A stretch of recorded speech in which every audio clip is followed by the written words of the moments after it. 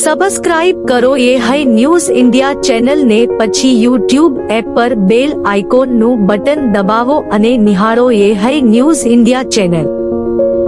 Audio Jungle. સર્વોચ્ચ અદાલતે આજે વકફ સુધારા અધિનિયમ 2025ને પડકારતી અરજી પર પોતાનો વચગાળાનો આદેશ અનામત રાખ્યો છે. મુખ્યમંત્રી ન્યાયમૂર્તિ BR ગવઈ અને ન્યાયાધીશ ઓગસ્ટિન જ્યોર્જ મસીહને બેન્ચે 3 દિવસ સુધી વચગાળાના આદેશના મુદ્દા પર આ મામલાની સુનાવણી કરી. દલીલો દરમિયાન મુખ્ય ન્યાયમૂર્તિએ કહ્યું કે વકફની નોંધણીની જરૂરિયાત વર્ષ 1923 અને 1954ના અગાઉના કાયદાઓ હેઠળ રહી છે. અરજદારોએ મંગળવારે તેમની દલીલો શરૂ કરી હતી, જે પછી ગઈકાલે અને આજે કેન્દ્ર સરકારની દલીલો રજૂ કરવામાં આવી હતી. સોલિસિટર જનરલ તુષાર મહેતાએ કેન્દ્રનું પ્રતિનિધિત્વ કર્યું હતું. લગભગ સતત 3 દિવસ સુધી રાષ્ટ્રપતિ દ્રૌપદી મુર્મુની સંમતિ મળ્યા બાદ કેન્દ્રએ ગયા મહિને વકફ સુધારા અધિનિયમ 2025ને સૂચિત કર્યું છે.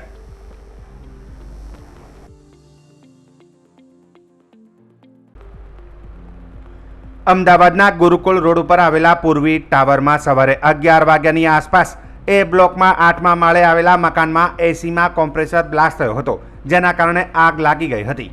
ફાયર બ્રિગેડની ટીમને જાણ કરવામાં આવતા મેમનગર અને આસપાસના ફાયર સ્ટેશનની કુલ 15 જેટલી ગાડીઓ ઘટના સ્થળે રવાના કરવામાં આવી હતી.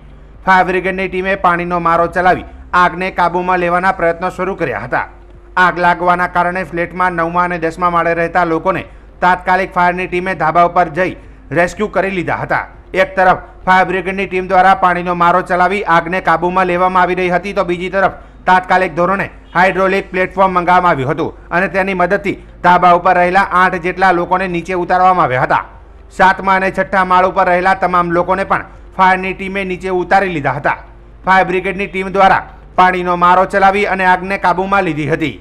એસીનું કોમ્પ્રેસર ફાટવાના કારણે આગ લાગી અને ત્યારબાદ ઘરમાં રહેલા બાટલા પણ ફાટ્યા હતા, જેના કારણે આગ વધુ ફેલાઈ ગઈ હતી. 9મા માળ ઉપર આવેલા અન્ય એક મકાન સુધી પણ પહોંચી ગઈ હતી અને કુલ 2 મકાનમાં આગ લાગી ગઈ હતી. આ અંગેની જાણ થતાં થલતેજ વોર્ડના ભાજપના કોર્પોરેટર ઋષિનાબેન પટેલ અને પૂર્વ સ્ટેન્ડિંગ ચેરમેન હિતેશભાઈ બારોટ તાત્કાલિક ઘટના સ્થળે પહોંચી ગયા હતા. આ સમગ્ર ઘટનામાં કોઈ પણ પ્રકારની જાનહાનિ થઈ નથી. ફ્લેટમાં રહેતા તમામ લોકો સહિત સલામત બહાર નીકળી ગયા હતા. ખુલ્લો રોડ હોવાના કારણે હાઇડ્રોલિક પ્લેટફોર્મ તાત્કાલિક કાર્યરત થયું હતું અને 20 મિનિટમાં 8 લોકોને નીચે ઉતારી લેવામાં આવ્યા હતા. આગ લાગવાની ઘટના બની છે. ફાયર વિભાગની ટીમ અને પોલીસ તરત ઘટના સ્થળે પહોંચ્યા છે. અત્યારે આગની અંદર જે સંડોવાયેલા લોકો છે એ લોકોને બહાર કાઢવાની કામગીરી ફાયર વિભાગ દ્વારા કરવામાં આવી છે. અત્યારે પોલીસ બંદોબસ્ત પણ રાખવામાં આવ્યો છે, જેથી કરીને કોઈ બીજી જાનહાનિ જે છે ટાળી શકાય. સ્થાનિક પીઆઈ, એસીપી અને ડીસીપી તેમજ અન્ય સ્ટાફ જે છે અહીંયા ડિપ્લોય કરવામાં આવ્યો છે અને જે આગ લાગી છે એને બુઝાવવાની અને એમાં જે ભોગ બન્યો છે એને બહાર કાઢવાની કાર્યવાહી છે. ટ્રાફિક ઓલરેડી મેનેજ થઈ રહ્યો છે. ટ્રાફિકની ટીમ પણ આવી ગઈ છે. આપ જોઈ શકો છો કે આ રોડને બંધ કરવામાં આવ્યો છે. ટ્રાફિક અન્ય રસ્તા પર કેટલા લોકોને રેસ્ક્યુ કરવામાં આવ્યા છે ઉપરથી? यहाँ पूर्वी अपार्टमेंट में आग लगने की एक घटना बनी है, जहाँ पे 8 फ्लोर पे फायर डिपार्टमेंट के हिसाब से गैस का सिलेंडर जो है वो फटने की वजह से आग लगने का एक किस्सा सामने आया है, जिसमें फायर डिपार्टमेंट की तरफ से अभी इवैक्यूएशन की कामगिरी चल रही है. एज ऑफ नाउ कोई कैजुअलिटी रिपोर्टेड नहीं है. जो लोग भी अकस्मात में शामिल हुए हैं उनको हॉस्पिटल ले जाने की कार्यवाही भी चल रही है. जो लोग छत पे है उनको भी वहाँ से रेस्क्यू करने की कामगिरी फायर डिपार्टमेंट की ओर से चल रही है. आगे कोई अनटूवर्ड इंसिडेंट ना बन पाए इसलिए पुलिस डिपार्टमेंट जो है वो भी यहाँ पे डिप्लॉय किया गया है. ट्रैफिक को डाइवर्ट किया गया है और कामगिरी रेस्क्यू की जो है वो चालू है. પ્રધાનમંત્રી નરેન્દ્ર મોદીએ જણાવ્યું હતું કે ભારતે ઓપરેશન સિંદૂર હેઠળ આતંકવાદીઓના ઠેકાણાઓનો નાશ કરીને પાકિસ્તાનને યોગ્ય જવાબ આપ્યો છે. તેમણે જણાવ્યું હતું કે સરકારે સશસ્ત્ર દળોને કાર્યવાહી કરવાની છૂટ આપી છે, જેના કારણે ત્રણેય સેનાઓએ પાકિસ્તાનને ઘૂંટણીએ પાડ્યું. નરેન્દ્ર મોદીએ રાજસ્થાનના બિકાનેરમાં એક જાહેર સભા સંબોધન કરતા જણાવ્યું હતું કે પાકિસ્તાનને ભારતનું પાણી નહીં મળે. ભારતીયોના લોહી સાથે રમવા માટે તેને ભારે કિંમત ચૂકવવી પડશે. પાકિસ્તાન સાથે ન તો વેપાર થશે કે ન તો વાતચીત થશે. વાતચીત ફક્ત પાકિસ્તાનના કબજા હેઠળના કાશ્મીર પર થશે તેમ જણાવ્યું હતું. की वीर धरा हमें सिखाती है कि देश और देशवासियों से बड़ा और कुछ नहीं. 22 अप्रैल को आतंकवादियों ने धर्म पूछकर हमारी बहनों की मांग का सिंदूर उजाड़ दिया था।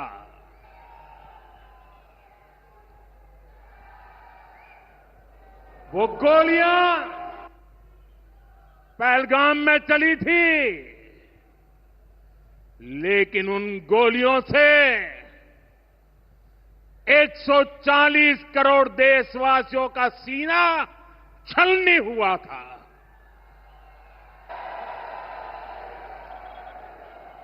इसके बाद हर देशवासी ने एकजुट होकर संकल्प लिया था कि आतंकवादियों को मिट्टी में मिला देंगे, उन्हें कल्पना से भी बड़ी सजा देंगे। आज आपके आशीर्वाद से, देश की सेना के शौर्य से हम सब उस प्रण पर खरे उतरे हैं। हमारी सरकार ने तीनों सेनाओं को खुली छूट दे दी थी।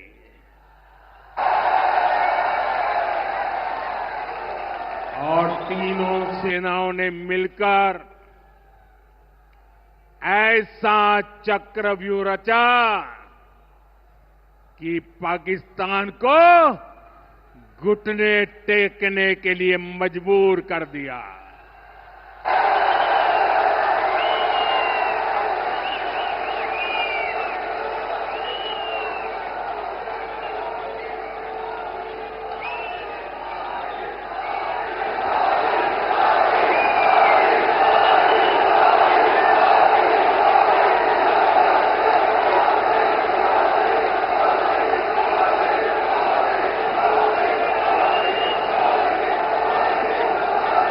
साथियों, 22 तारीख के हमले के जवाब में हमने 22 मिनट में आतंकियों के 9 सबसे बड़े ठिकाने तबाह कर दिए।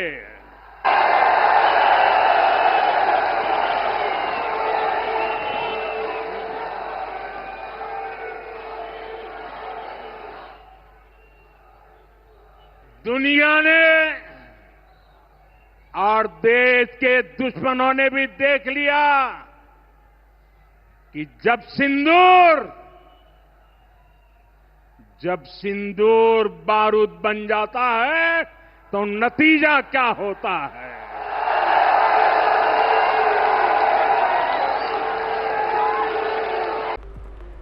પ્રધાનમંત્રી નરેન્દ્ર મોદીએ આજે રાજસ્થાનના બિકાનેરમાં પુનઃ વિકસિત દેશનોક રેલવે સ્ટેશનનું ઉદ્ઘાટન કર્યું અને બિકાનેર મુંબઈ એક્સપ્રેસ ટ્રેનને પણ લીલી ઝંડી આપી હતી। અગાઉ તેમણે રાજસ્થાનના બિકાનેર નજીક દેશનોકમાં પ્રખ્યાત કરણી માતાના મંદિરની મુલાકાત લીધી અને દેશના સૌથી અનોખા મંદિરમાંના એકમાં પ્રાર્થના કરી। રેલવે વિદ્યુતીકરણ, માર્ગ, માળખાગત સુવિધાઓ અને સ્વચ્છ ઉર્જાના વિવિધ મહત્વપૂર્ણ લગભગ 26,000 કરોડ રૂપિયાના અનેક વિકાસ પ્રોજેક્ટનો શિલાન્યાસ ઉદ્ઘાટન રાષ્ટ્રને સમર્પિત કર્યા હતા। તેમણે જાહેર સભાને સંબોધન કરતા કહ્યું હતું કે છેલ્લા 11 વર્ષમાં દેશના વિકાસની ગતિ વેગવંતી બની છે।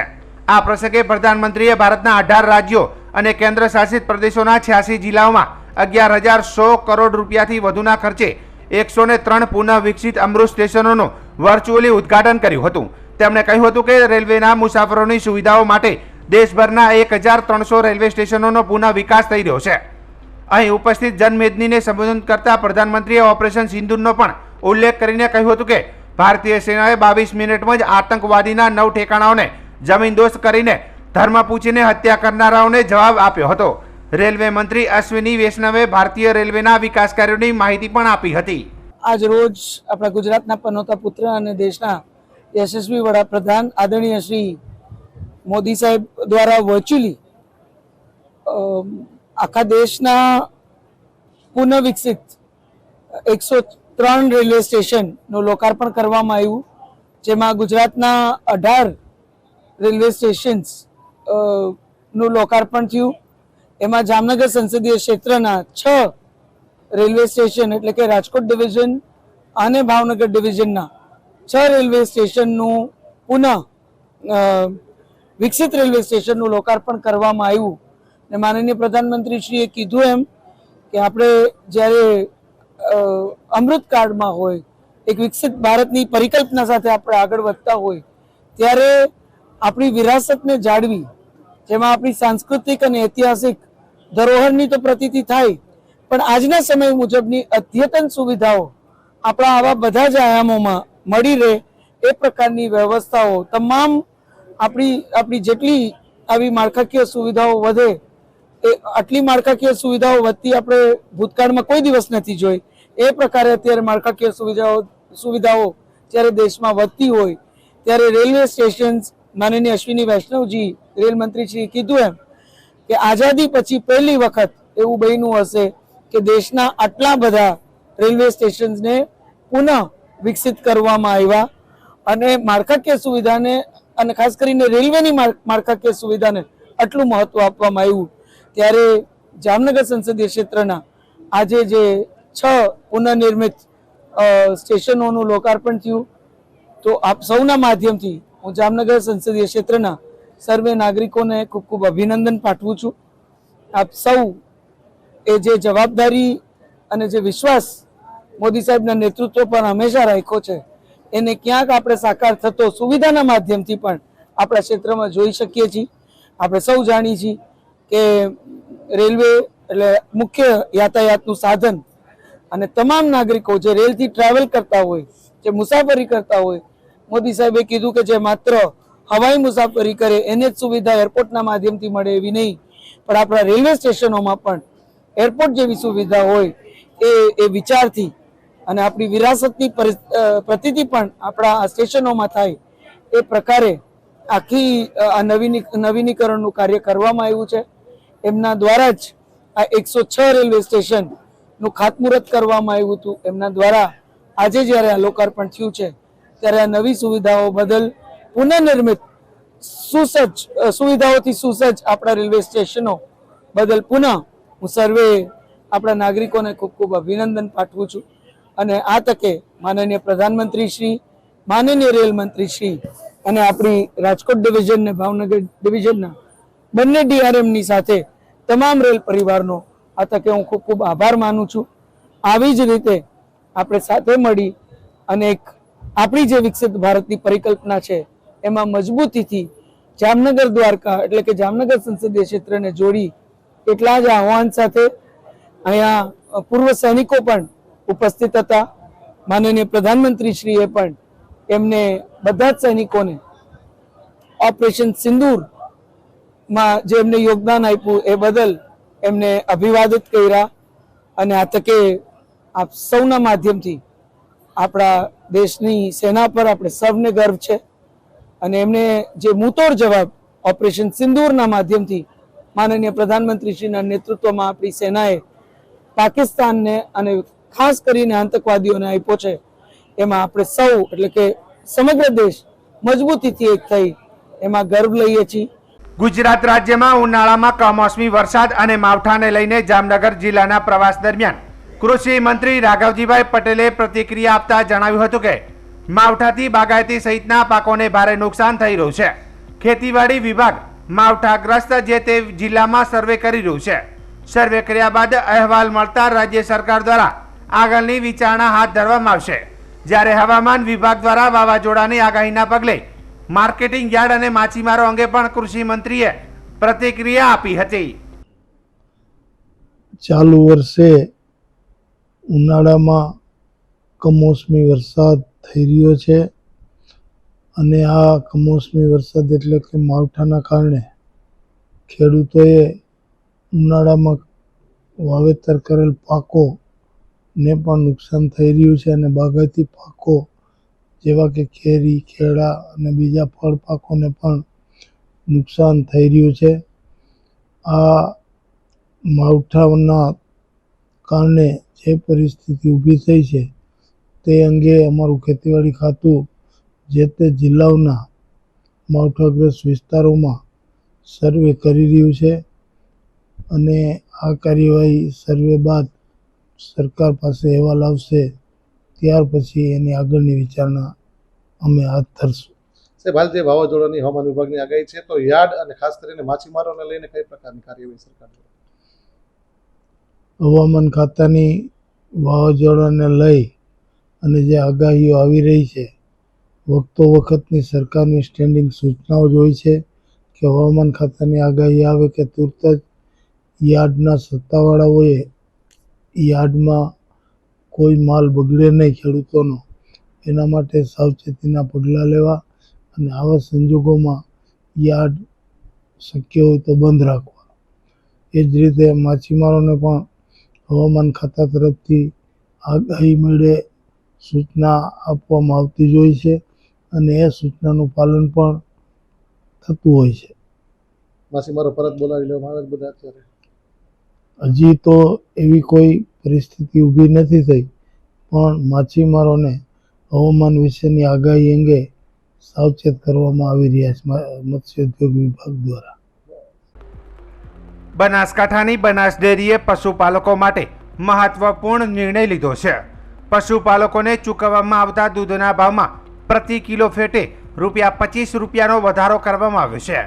ડેરીના ચેરમેન અને વિધાનસભાના અધ્યક્ષ શંકરભાઈ ચૌધરીએ સણાદર દિયોદર ખાતે દૂધ દિન અને મહિલા જાગૃતિ કાર્યક્રમમાં જાહેરાત કરી હતી.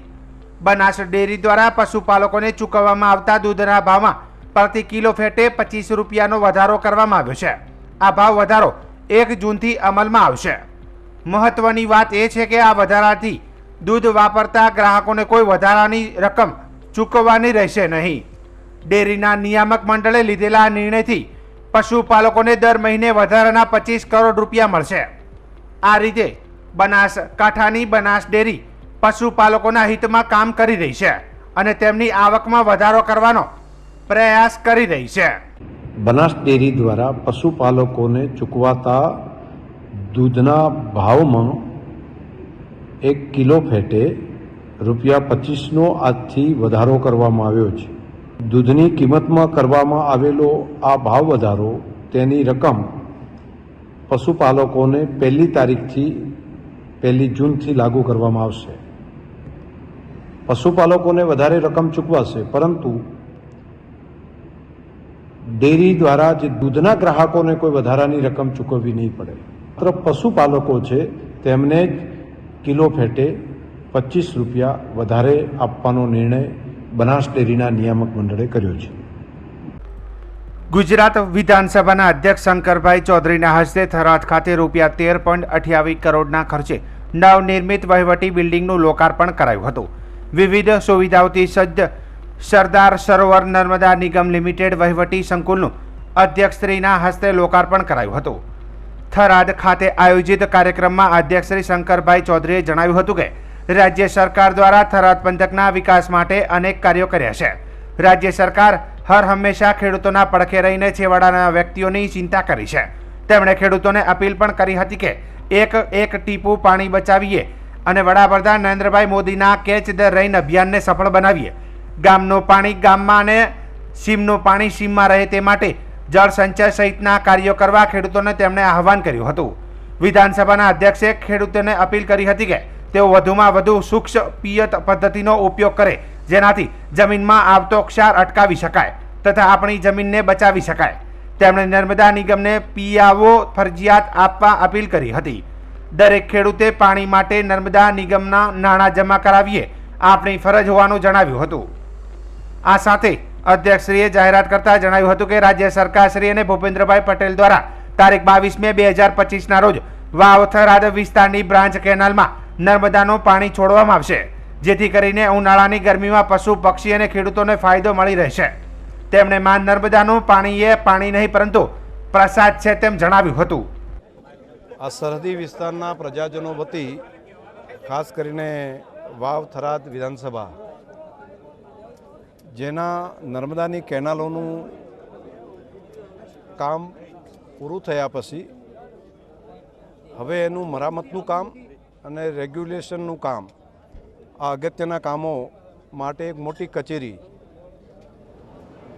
બધા અધિકારીશ્રીઓ અહીંયા રહી શકે એ માટેના ક્વાર્ટર સહિતની વ્યવસ્થા અને તેનું બિલ્ડિંગનું આજે લોકાર્પણ કરવામાં આવ્યું છે. આ વિસ્તારના ખેડૂતો માટે આ કચેરી થવાને કારણે ઘર આંગણે જ એમને જરૂરી નર્મદા બાબતની માહિતી મદદ એ અહીંથી થઈ શકશે. આ માટે હું રાજ્યના મુખ્યમંત્રી શ્રી ભૂપેન્દ્રભાઈ પટેલનો હૃદયપૂર્વક આભાર માનું છું.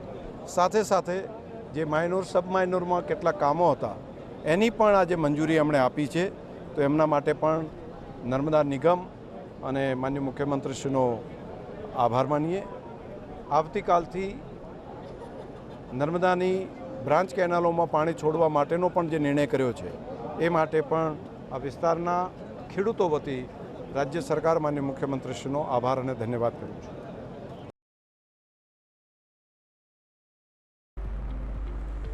ઉલ્લેખનીય છે કે અધિક ઇજનેર શ્રી સરદાર સરોવર નર્મદા નિગમ લિમિટેડ થરાદ હસ્તક 3 વિભાગીય કચેરી તથા 16 પેટા વિભાગીય કચેરીઓ કાર્યરત છે, જેમાં કુલ 187 અધિકારી કર્મચારીઓનું મહેકમ મંજૂર થયેલ છે. થરાદ વર્તુળ હેઠળ નર્મદા વહીવટી સંકુલનું કુલ ₹13.28 કરોડના ખર્ચે વર્ષ 2023માં કામગીરી ચાલુ કરાઈ હતી, જેનું લોકાર્પણ કરાયું છે. થરાદ વર્તુળોત કચેરી હેઠળ 6 બ્રાન્ચ અને 3 ડાયરેક્ટર ડિસ્ટ્રિક્ટનો સમાવેશ થાય છે, જેના થકી બનાસકાંઠા જિલ્લાના થરાદ વાવ બાબર સોયગામ વિસ્તારનો કુલ કમાન્ડ 1,30,000 હેક્ટરથી વધુ વિસ્તારને સિંચાઈ માટે પાણી ઉપલબ્ધ કરવામાં આવે છે. આ કાર્યક્રમમાં વાવ ધારાસભ્ય સૌરભજી ઠાકોર, નર્મદા નિગમના ડાયરેક્ટર KL પટેલ, મુખ્ય ઇજનેર NV કોટવાલ, અધિક ઇજનેર SP પટેલ, પૂર્વ સાંસદ પરબતભાઈ પટેલ, થરાદ પ્રાંત અધિકારી તુષાર જાની, જિલ્લા અગ્રણી કનુભાઈ વ્યાસ સહિત સહકાર ક્ષેત્રના આગેવાનો, અધિકારીઓ, કર્મચારીઓને બહોળી સંખ્યામાં લોકો ઉપસ્થિત રહ્યા હતા.